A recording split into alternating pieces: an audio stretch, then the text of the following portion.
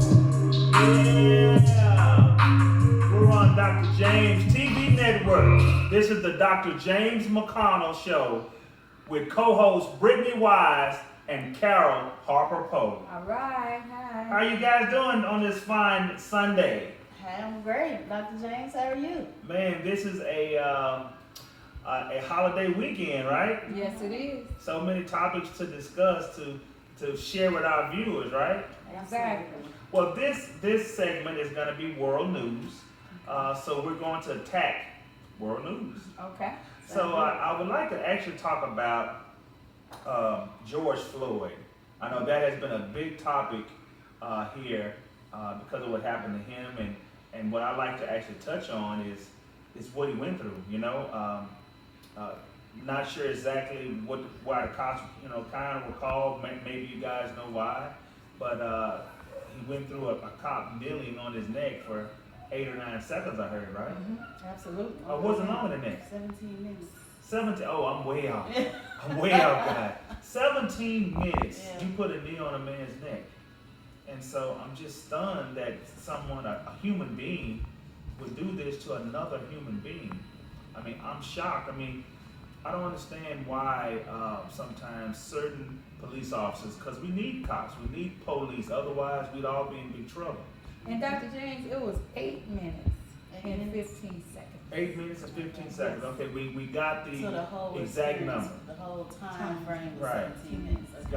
Got you. And so to be able to do this to a person because you think you can, right? Mm-hmm. Being a police officer, you shouldn't, have your power on display like that, to where we know that you can shoot if you want, we know that you can do whatever you want, but now there's consequences to really what you're doing. Exactly. So we need police and we love you, right? Right. There's mostly 97% policemen that are great, wonderful, right? They're doing their jobs. Absolutely. But we have that 3% that is doing things like this. Exactly. We have them putting knees on someone's neck for 8 minutes, killing them, Mm-hmm. and then acting like it's not a problem, acting like it's okay to do that. I mean, I just don't get it. I don't understand why we have to do that. Why do we have to make people inferior? Why police have to do this? I don't understand. I'm very upset. This is something I don't mean to be on my high horse, Okay. but I'm very upset. I mean, this man did not have to lose his life. So, what do you guys think, Miss Brittnaiye? Well, after seeing the George Floyd video, I was deeply hurt. Even this has been going on way before smartphones. We just actually have smartphones and everybody's walking around with a camera, to where more people are starting to be more aware of it. But it's been going on in our communities for far too long. Even with Rodney King, what was that, in the 80s, 90s? Right. It seemed so shocking for just Rodney King, but even then it was going on far too often. But George Floyd really sparked something in us to where people really just started to stand up and say enough is enough. Wow. Right. And I truly hope that we can really all just be united Exactly. and really come as one. I think right now in this season, we've been marching and protesting with Dr. King and Malcolm X and the Black Panther Party and on and so forth. We've been begging and pleading and asking for, unity and togetherness for so long. But now this is the first time where we're seeing non-Black people march with us, protest with us. And I think that's really what's creating the conversation, which is a beautiful thing. So I really hope that more good comes out of it. I really hope that we can really find a place of unity and togetherness. Because Black people for so long been forgiving America. We've been forgiving and we're really just asking for a break. We're just asking to, can we breathe? Can we exhale one time? So that's kind of how I feel about the George Floyd. I hate that he had to lose his life, but I think we're together are going to stand for his life, and it's going to be more impactful than he could probably have ever imagined. That nobody knew who he, like, probably his family knew who he was. Right. So his impact didn't go past his community. Absolutely. But through his death, he's impacted the world, which is, you know, you don't really know how God plans on using you, but your legacy makes a huge difference. So, what about you, Ms. Carol? What you think about that? Well, you guys, both of you guys hit on a good topic, good scenarios. But just think about it. If that was your brother, how would you feel about it? Someone holding you down like that, pleading, he was pleading for his life and trying to breathe. And these guys, the officer, which are here to protect and serve. Right. They're supposed to protect us. And looking at the video, that was not protecting at all. That was taking the law into your own hands. So these officers was fired the next day. All 4 of them was Really? fired. Yes, That's great. they was fired the next day. Pull out those bad apples. Yes, and it was announced 3rd-degree murder and 2nd-degree manslaughter. That's when it was announced on May 29th. So I'm gonna hit again on the 8 minutes and 15 seconds that he was pleading for his life. He was pleading for his life. Now, what took on before the videos and the cameras or whatever, we don't know all of that, but seeing the officers holding him down like that, and he was begging and pleading for a life. I think if that could have been my son, that could have been your son, or son, could have been your son. So my heart goes out for the family. My heart goes out to every African American person that has lost their life behind officers that are here to protect and serve their country. Man, that is powerful, so powerful. I want to get into another story that has made news, and that's Bokum Jean, the guy where the former officer busted into his apartment and shot him in his own home. And Ms. Brittnaiye, I want to see, what do you have to say about that? He had to put me on the spot because we talked about this before the camera was rolling a little bit. Yes. And Put it out there. And for me, it bothers me. It actually makes me angry. I mean, even Jesus got angry when he walked into church and saw him, gambling in the church and started throwing chairs and tables. So it's okay for us to get angry. It's just how we channel the anger makes a difference.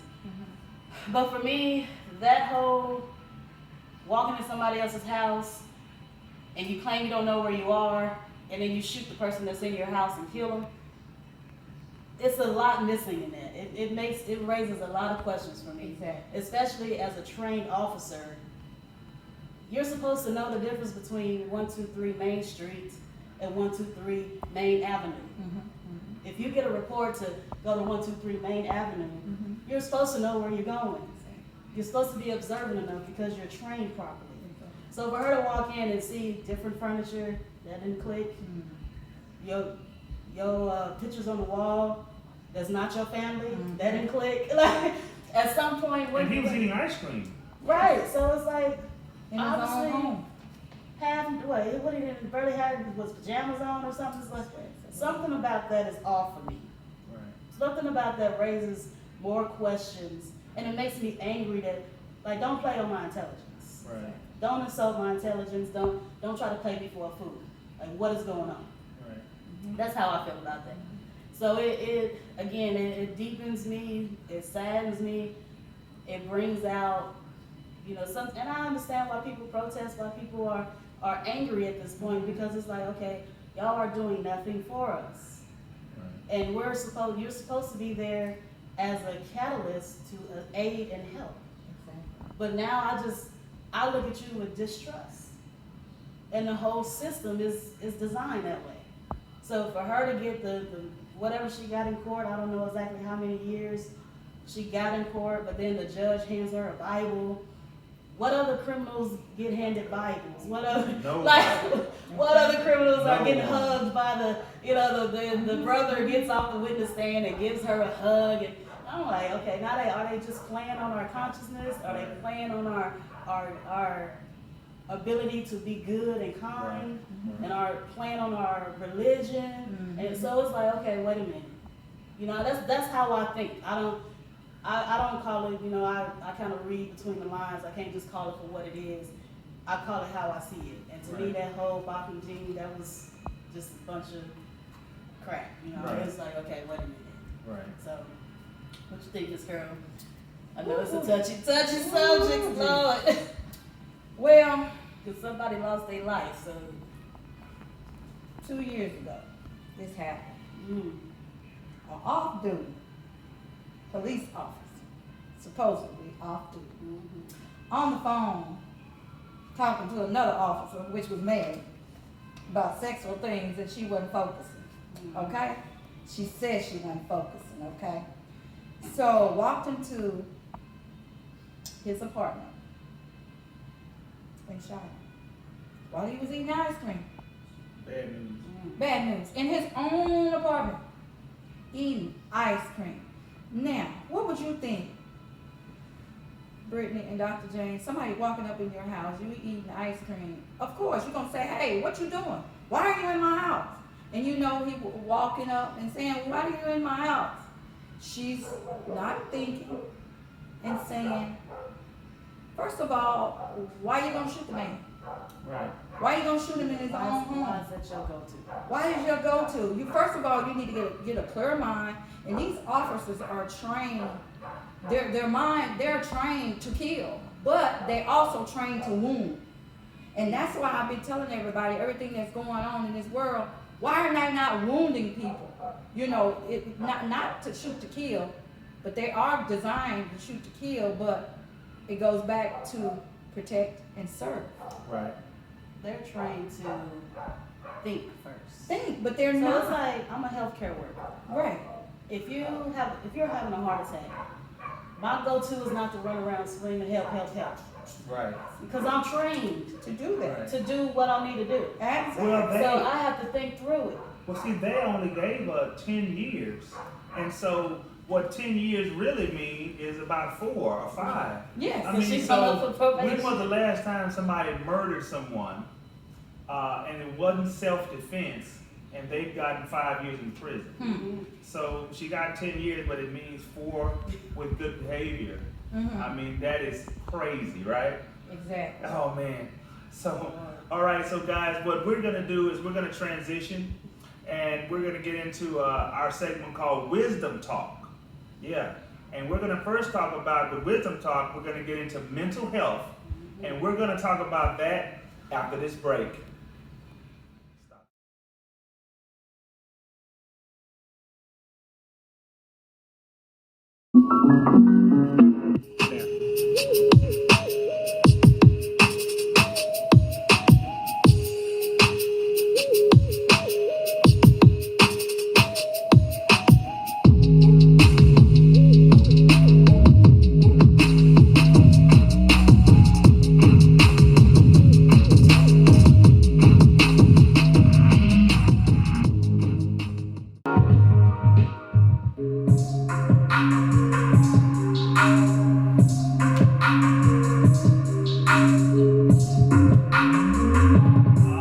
Yeah, we're back.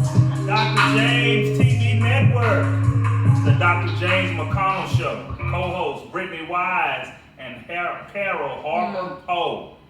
We're back, guys, Hey. and we are in the segment Wisdom Talk. Yeah. And I think we're going to talk about mental health. Yep. So my question is mental disease contagious? What do y'all think? Mental disease contagious? Explain that. So you have your mental disorders, OCD, anxiety disorders, bipolarism, schizophrenia, on and so forth, narcissism, personality disorders. Are those contagious? I think it's more in your family line. I don't think they're contagious, but you can correct me on, but I think it's in your family line. If you have a history in your family line, it could be passed down to the next generation or whoever. Mm-hmm. Look, Dr. James. I like to think that mental health, the word that I like to think is it is hereditary. When you say contagious, mental health is contagious. Maybe on a general level, I think I understand what you're trying to get to. I think mental health on a general level can be contagious. I think what you're trying to say, and hopefully I'm telling you the truth of what you're trying to say. If you act a certain way in a positive manner, you can bring positive responses from other people. You act in a negative manner, that mental view can be, the person can mirror what you've done or say. Is that what you're leading toward, Miss Brittnaiye? You're on the right track, Dr. James. Okay. I knew I could kind of get there with you and your neurotherapy mind. Yeah, I got what you're trying to do. In terms of science will say mental health is hereditary. Okay. Science won't say that it's contagious. Okay. However, what I've learned in my experience, now understand, disclaimer, I'm not a psychologist, I'm not a doctor of psychology, I don't have a degree in any kind of psychology. But what I've learned from my experience and those around me, mental disease is contagious. Yeah, so it's just like, I used to think breaking generational curses was, if everybody in your family is broke, you go make a lot of money, so now you're changing, you're breaking the curse. The reality is, breaking generational curses requires mental healing childhood traumas, the childhood PTSD, the anxiety disorders, all of those, the bipolarism, those are mental diseases, right? Right. But when you can combat those diseases, then you're breaking the generational curses. So it's like, for me, in my childhood, I saw my mom get abused by her husbands.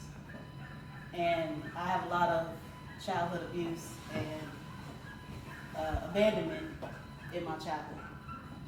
In order for me to break that now, that caused some certain kind of mental triggers in my own life. But in order for me to break that curse, I had to heal my own issues, my own mental disease. Because dis-ease, if you break the word down, is disease, dis-ease. Your mind is not at ease, okay? So when you're not at ease, you cause that toxic environment and you're perpetuating the same childhood traumas that you went through. Right. You're passing it on to your kids, and they pass it on to their kids, and on and so forth. Gotcha. So that's what I mean when I say, is mental disease contagious? Because we subconsciously hold on to things we don't know we're holding on to. Right. But then we take it out on the next generation, our kids. And Absolutely. we don't even know we're abusing them half the time because we feel like, oh, well, I turned out all right. Well, did you really? Right. So that's what I mean is mental disease contagious. So eating disorders, anxiety, OCD, these are means of people trying to control their environment because of things that they've been through in their lives. But you're passing that on to, have you seen a parent that's really have anxiety disorders? Right. They drive their kids crazy, right? Absolutely. It's like, okay, just let it go. Let them be a kid. Like, you put them in football and then they can't get dirty. Right. It's football, So, but they don't realize that they're passing on that something that's deep within them and their means to try to control things. So that's what I mean when I say mental disease is contagious. Well, let's make this clear for the viewers. Mental health is contagious, especially the way that Ms. Brittnaiye has said it. Mental illness is not contagious. So let's get it clear so you guys can understand. Mental health is contagious. Mental illness is not contagious, in case anyone wanted to know. Yeah, if you're around somebody with bipolarism, just being around them, you're not going to get bipolarism. Right. Exactly. Contagious, like coronavirus is contagious. Right. No, mental illness is not contagious in that standpoint. Right. But when you get into the toxic environments that you might create through your mental health issues, that's what I'm talking about. Any thoughts on that, Ms. Carol? Well, I yes. mean, any thoughts on maybe bringing out your craziness? Just And kidding, Miss Sarah. I'm gonna go right there with you. And I am crazy at times, but I don't have a mental illness. Well, the but first step is awareness. it's awareness, yes, but just a little to hit a little bit on that, you know, we all have mental illness in our family, if I'm saying it correctly. Every black We, person. yeah, we all have it in our family, and I have witnessed it firsthand, and it can be stressful. It can make you feel like, man, what's going on? I mean, but in time, if whatever the medication that the doctor is prescribing, if they do whatever they need to do and stay on the medication, it will work. But once they get off that medication, it's like they're a totally different person, and they like, what is his name? The Incredible. You talked about the Incredible Hulk. So, and yeah, I know, and I just say I have this little slogan and that I use, but I'm not joking because of people that have it. I'm just saying if somebody begin to act that way, I say you must be ADHD, bipolar, and schizophrenic and all that stuff because you behaving that way. But I'm not down in the illness. I'm just saying we just make a joke, but it is real. Right. Mental illness is real. So, and that's what's going on. Just to hit a piggyback on this, a lot of people that I know we talked about the world news, but a lot of people that's getting killed these days have mental illness and they don't know how to deal with it. Right. And a lot of the school shootings Yes. are related to kids with mental Right. illness Yes. as well. Yes. Well, I wanted to get into a topic that has to do a little bit with health. Home remedies. You know, a lot of home remedies that our parents have talked to us about. Home remedies to help you in a lot of ways. So, home remedy to lower high blood pressure, I heard was vinegar, apple cider vinegar. Okay. That's one thing that I've heard to help lower blood pressure. Okay. And so, do you have any home remedy? I have a lot of them. Well, tell me some that the users can use to save a trip from going to the doctor if it's nothing major. Okay, I'm gonna clarify this. I am not a doctor. This is just something my mom used to use when we was children, when we had a cold or we had a sniffle or we had like flu-like symptoms. She used lemon, real lemons, and I use it today. I use it on my kids, and I'm still using it. So a lot of people that I have given this remedy to. Lemons, real lemons, peppermint, and a little bit of alcohol. I'm not saying getting drunk off the alcohol, but a little bit of alcohol. You boil it, and you turn it into like a hot toddy. We call it a hot toddy. And you could put, if you have cough drops, you could put your cough drops in it. It really is just opening up everything, and you really don't need to go outside. You need to just sweat it. It makes you sweat. And you take this for 2 or 3 days, because I had to treat my whole family. It was my daughter and my mom. About 6 months of the winter, it was in the winter months of last year. We all had to take this, and we all had to take it, and we became well. So it does work, and I gave it to a couple of people outside the family. Yeah, I always believe God didn't put us on this earth to live and not give us everything we need to survive. So I'll find a natural remedy in a minute. Okay. I know. I remember when my oldest daughter was like 2 years old, and she had an ear infection. Okay. Well, I took her to the doctor the first time. They gave her antibiotics, yada yada yada. Took that, it came right back. But this time it was like 2 o'clock in the morning. Well, ain't no doctors open at 2 in the morning. Okay. I hop right on Google. You know, we love Google. And I found some natural remedies, and it said garlic juice or onion juice. So I burned down cooked down some onion. Really? Took the onion juice off, let it cool a little bit, put it right in her ears, knocked her right out. Wow. My baby wasn't crying or nothing, and she was 2 years old.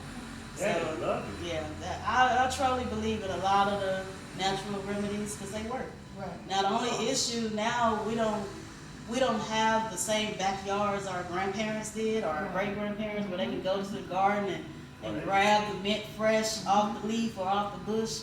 So what we get in the store is not the same comparison. So sometimes the natural remedies don't work as well because we don't have the same connection to the earth that they did. Really? So another topic that I would like to kind of talk about is what about career counseling as pertains to education? Sometimes people get education in different fields, or sometimes a trade such as cosmetician, being a cosmetic person, maybe doing hair, just kind of whatever. But what about career counseling for someone that wants to be steered in the right direction? What are your thoughts on career counseling?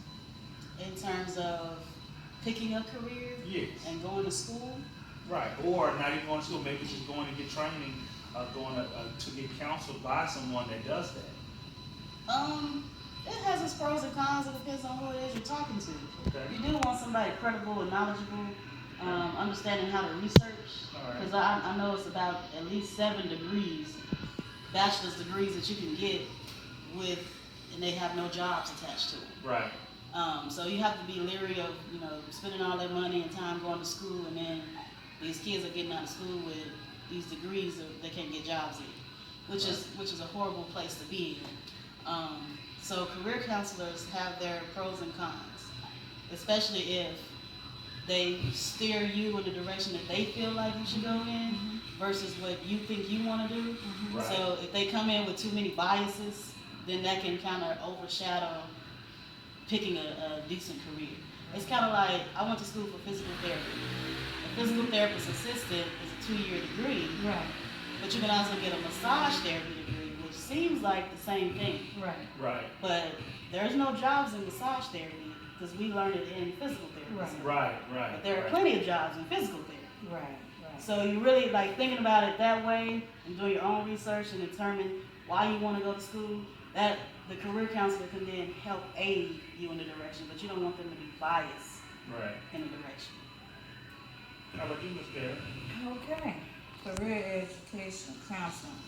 Well, I can only speak of myself. When I was in nursing school, I was thinking about nursing school because the reason why I really was thinking of nursing is because of I always, as a little girl, I worked in the neighborhood as a home health care or whatever, caregiver, caretaker when I was a little girl. So that was always inside of me. So, but as I got older, I moved away and I began to seek the education path at the colleges, the neighborhood colleges, technical colleges. And my counselor was saying that, yeah, you have it or whatever. So I did the CNA class. Also, I did the LPN class. But after all that schooling, I went another path. Had nothing to do with nursing. I do take care of my mom, and I do work in the nursing field. I work for the government at the VA Dallas. I do still have that nursing in me, but what I really want to do, what my passion is writing and helping people in writing and educating and publishing. So counseling is good. It will steer you in the right way, and sometimes, like you said, they will try to steer you off, but then later on in life, you will get back on track because you will do what you really have been called to do. Right. Man, that is awesome. That is awesome. What about money? As far as people being educated more on money, my take on that is just as important, even maybe more than just going to school and learning history or biology, is the understanding of money and how that works and how you make it, how you invest it. My thoughts on money as pertains to education is to learn what it can do for you, knowing how to put it into brokerage accounts, things that maybe we don't really think about if we don't have the right understanding, or even parenting. Sometimes parenting, who if you were raised by a hedge fund person, then you'll know a lot. Right. You're raised by a person that was just working at a office and maybe didn't get that far, then it's not your fault, but Right. but you're not exposed to it. Right. Exactly. And so, but just because you're not exposed to it doesn't mean that you can't get into money education and Right. learning what to do with money to make sure that you have it, to be able to, in this life, be able to take care of your family, That's right. be able to pay your bills and put money in your bank. So, what do you think about money, Ms. Brittnaiye? As far as financial literacy, it's good to I've heard a millionaire say it this way: do what banks do, and not what they tell you to do. Right. So it kind of puts it in perspective when you want to be cautious about who you learn from Right. in the aspect of money. Right. I know some people try to stay away from the subject of money because they don't understand money. But when you're open to talk about money, then you understand how money works and the abundance of it and bringing it to you as opposed to chasing it. Right. So having that concept of money and what it means, and I've also heard, what is it? Money is a great servant, but a horrible master. Right. So if you allow money to master you, then you'll do almost anything for money. I Right? love it. But if you allow it to be a servant and you use it as a tool and a resource, then it's a valuable tool and resource. Okay. So that's how I've heard it, and I try to stick with that. Well, that'll work. I love it. So what we're going to do, we'll end this segment, and we're going to get ready to take a break. And when we come back, we're going to get into, I love the way that you said, Ms. Brittnaiye. What's the name of this next segment? The Ambassador Symposium. The Ambassador Symposium is next. Stay tuned.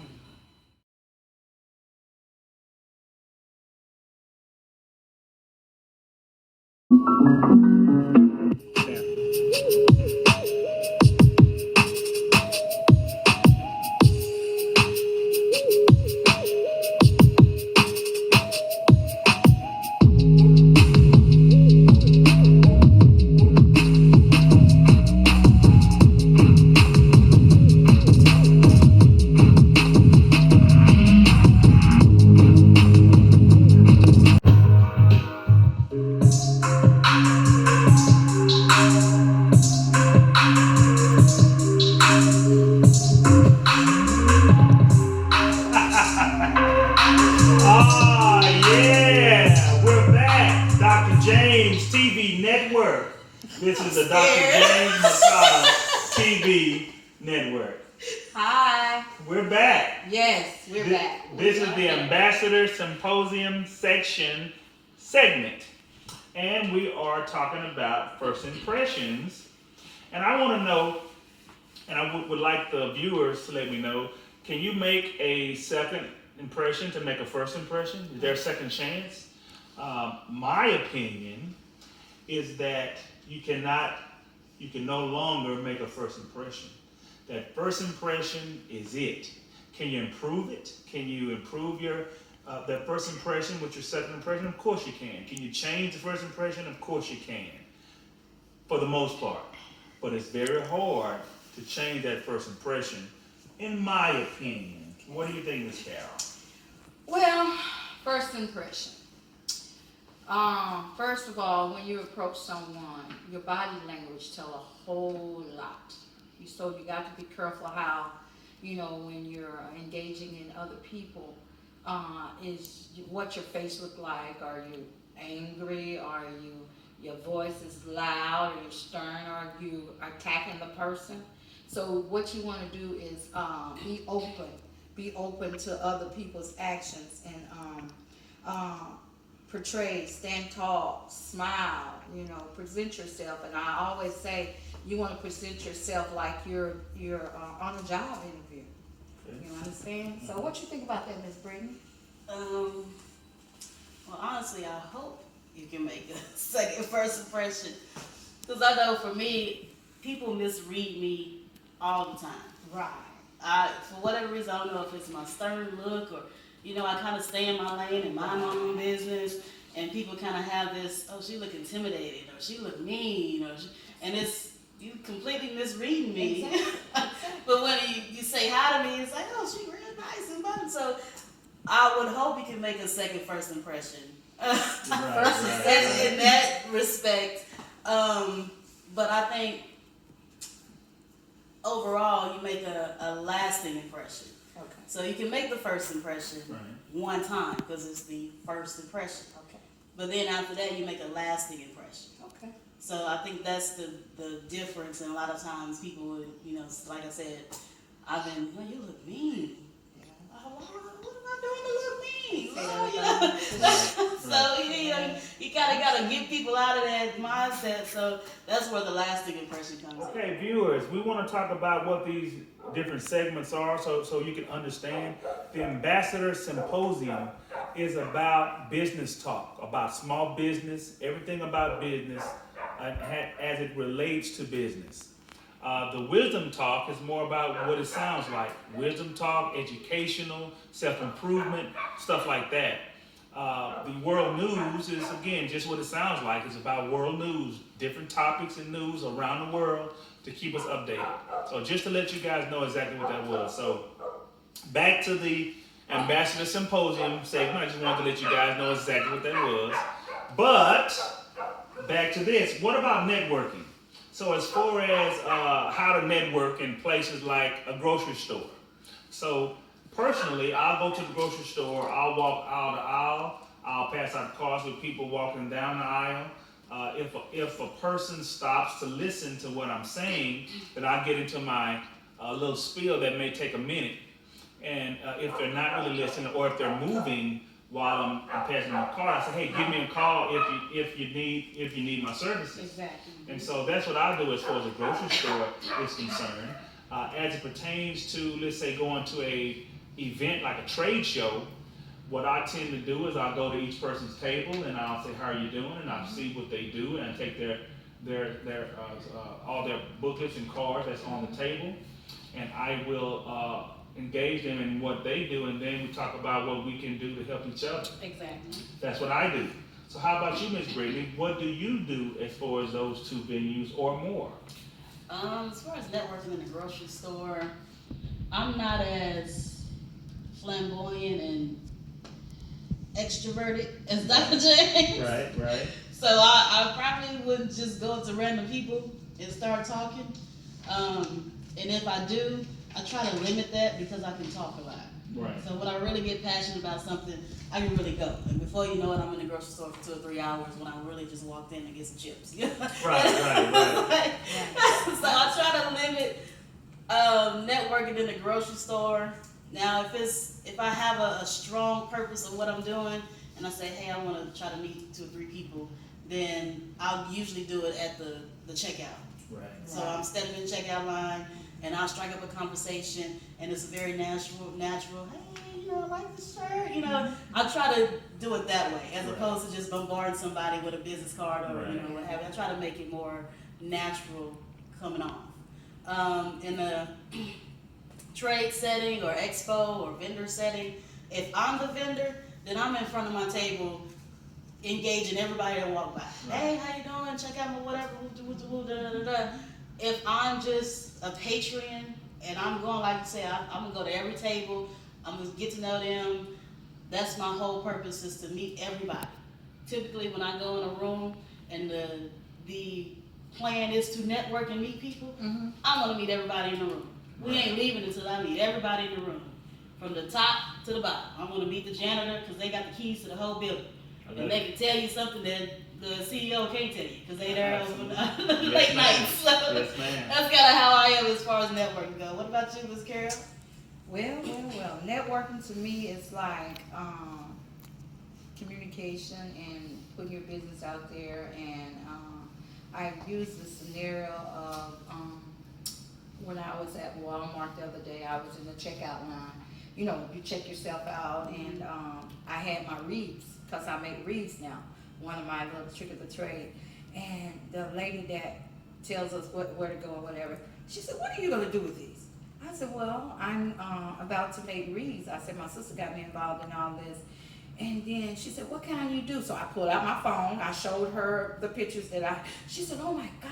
She said, can I get one? And she said, give me your number. So I got her number. She got my number. She called my number. And I also gave her a business card.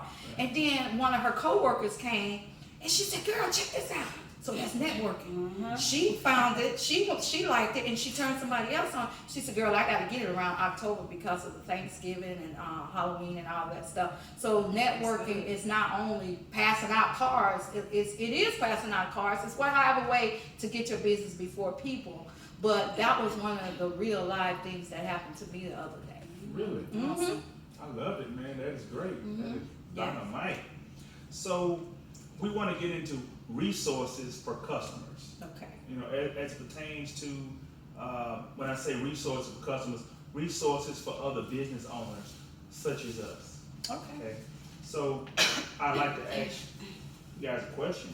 How would you find your new customers? Ms. Carol, how would you find your new customers? How would I find my new customers?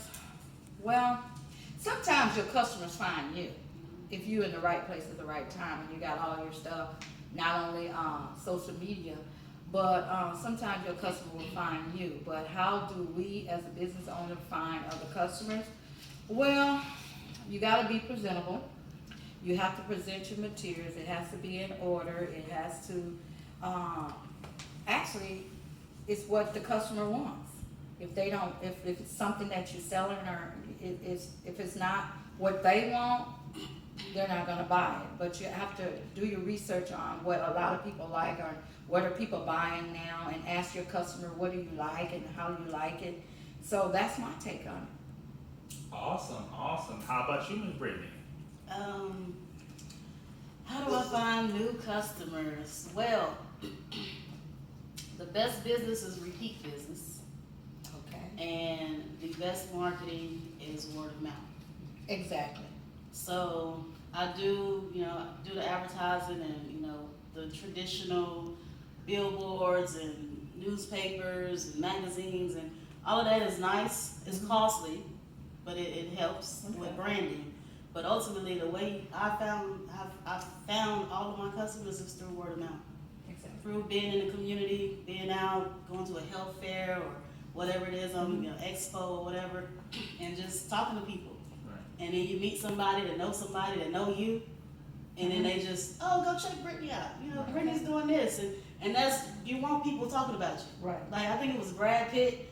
It doesn't matter if it's good or bad news, as long as you're in the news. That was Brad Pitt. Now, I don't know if that worked for small business owners, Right. but I kind of understand what he was saying. As long as somebody's talking about you, as long as somebody's saying something about you and bringing you up, Right. then that's business.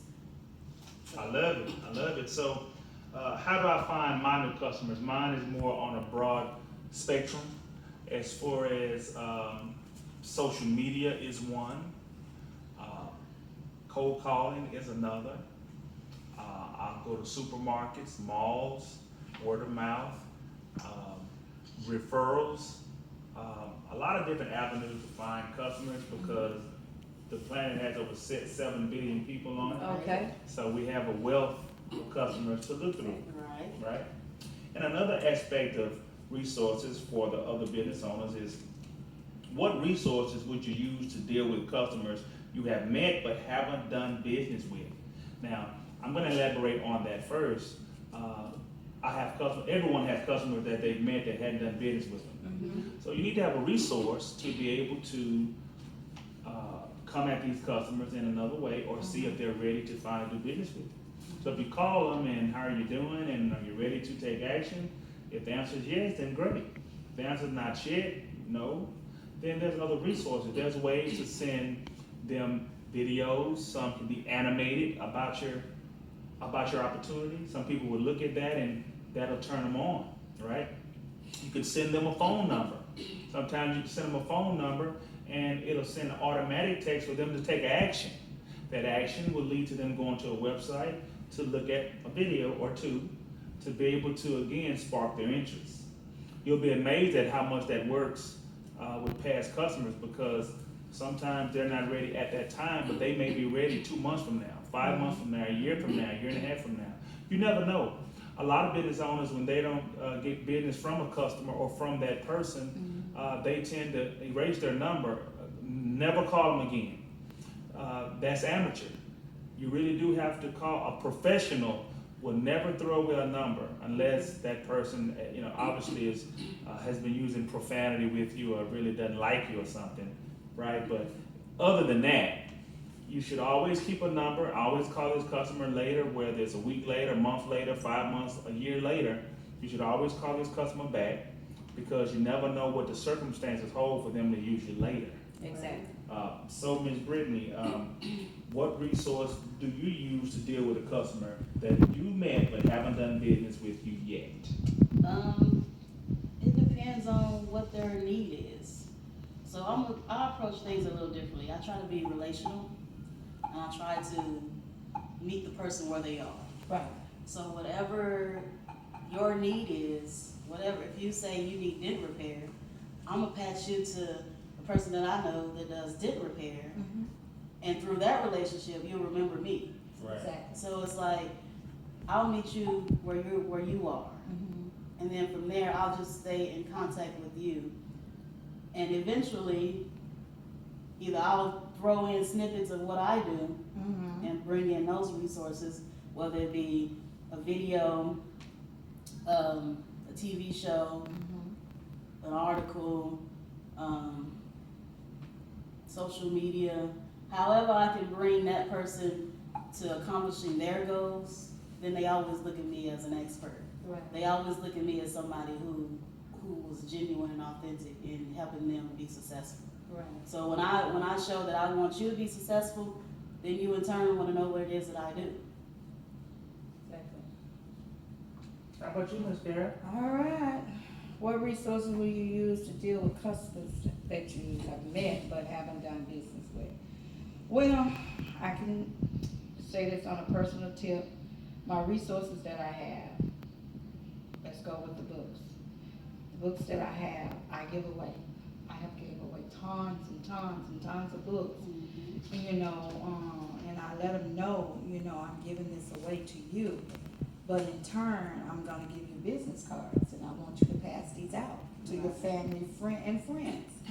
And later down the line, whatever else I have besides whatever I gave them, they will buy my other products that I have. And also, I'm really, but haven't done business with. Also, you can use, like you said, word of mouth. You can use the word of mouth to tell your family and friends, and that's all I have, Dr. James.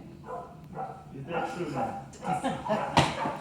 Okay. That's all I That have. ain't true. That ain't true. That ain't true. I know, Lord. Are you faking the game right now? What about, Making a second. Making a second. what about social media marketing?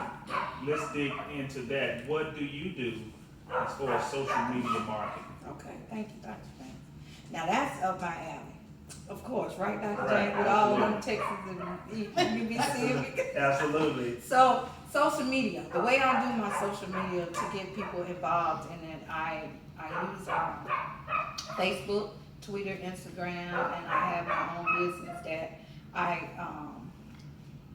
request friends and pass my information to friends, and send videos of my clipping of whatever product that I'm selling. It's not always a book, but whatever I'm selling at that time. I send them my website, my business page, CarolDHarper.com, my website, my publishing company, Harper, Powe, all those things on social media. So that is what I do, and also I send promo codes. I use promo codes and give them discounts and stuff like that. Oh man, I love it. I love it. How about you, Miss Brittnaiye? As far as social media, Yes. I'm still really trying to take a liking to social media because I'm kind of private. So. Right. And then, so it's hard for me to really just start putting a bunch of stuff on social media, knowing that I don't really like people in my business. But I got a business. It's kind of weird. Like, you got a business, so you got to tell people about your business. Right. And then somehow do it cleverly to where they're not in your business. Absolutely. So I'm still with, look, Dr. James is still helping me with the social media part and still training and coaching me on that so I can really monetize it like I need to. But I do like with my dance videos and stuff. Right. We share those on Instagram. I connect with a lot of the major choreographers and dancers in the entertainment industry. Okay. And I share to them, and we've actually had videos shared to Beyonce, and Really? so like in that respect, That's yeah, that's how social media works. Right. It works if you work it. Okay. Absolutely. Well, I believe in that platform that it can be overused. It can be underused. Brittnaiye. And so, Why are you posting so much, Carol? Stop posting. It's time to make some money. Absolutely. For all your viewers, it's good to post for your brand, but when it's time to make money, How many you days? need to talk to customers, right? How many days? Tell And me so- how many days. How many days you want? You post and how Oh, many days? well, you make in a 7-day week, I say it's okay to post 4 days a week. Carol posts 7. 4 days a week, and then the other 3 days, you probably want to focus on the customers that you already recruited. And how do you recruit it? Well, obviously, as it pertains to social media, I have online scripts to help you takes customers from social media and pull them to your phone. It's like a conveyor belt to be able to get phone numbers. But from that online script, we have phone scripts to be able to help you call that customer and get them to want to listen to the presentation about what you have. Then there is a phone script for business owners or regular people. There's a face-to-face script for when you're meeting people where you don't have to think about what to say. You can say this every time and you can be able to move forward. So there's a place for a lot of things. And yes, as a brand, you want to post. But if you're spending 7 days a week posting and you're not really thinking about, posting, people are going to respond, but to be honest, the only way to get people to spend money through just a post is to do it in a certain way. First way, the more popular way, is you have to spend an immense amount of money. You have to spend $2,000 or $3,000 a month for 100,000 people to see what you have to get 100 or less sales. That's how that works. And so if you're not going to spend $2,000 or $3,000 a month, then don't worry about posting, just for 50 people, 100 people, 200 people to see it, and you got one person responding. It makes no sense. So you post it for branding purposes, but then you need to, as you get customers, you talk with that individual person. If you can build an individual relationship with every customer that you want to talk to, that's how you do it. And you can't do it by just posting. Posting is important. Posting is very important. It's needed. But if you have a team of people working, then you don't have to worry about it all the time. But if you're a one-man show, which most people are, you just have a few people here or there, and yes, we have virtual assistants for anyone that need a virtual assistant. Yes. Our phone number is going to be on the screen. It should be on the screen by now for you to look at it, and so you can give us a call. But we definitely want to be able to help anyone that wants to grow their business, show them how to get people from social media in an easy manner, and we're looking forward to it. All right, so the first phone number here is 469-765-5327 to just do just that. 469-765-5327 to do just that. Ms. Brittnaiye, is there anything that you want to tell the viewers about your business and your phone number? You can find me on YouTube, Wisdom Talk with the Phoenix. My phone number is 214-774-7503. I'm here to answer any of your business questions. Again, 214-774-7503, and on YouTube, Wisdom Talk with the Phoenix. Ms. Carol. All right, are y'all ready for this? Carol's Publishing Company on Facebook, Carol Harper on Facebook, Books for Life on Facebook, LinkedIn Carol Harper, YouTube Carol's Publishing Company. My website, caroldharper.com. My phone numbers are 469-778-8682 and 469-643-6498. Thank you guys for watching our show on the Dr. James TV network. This is the Dr. James McConnell Show with co-hosts Brittnaiye Wise and Carol Harper Powe. And we'll see you guys next week.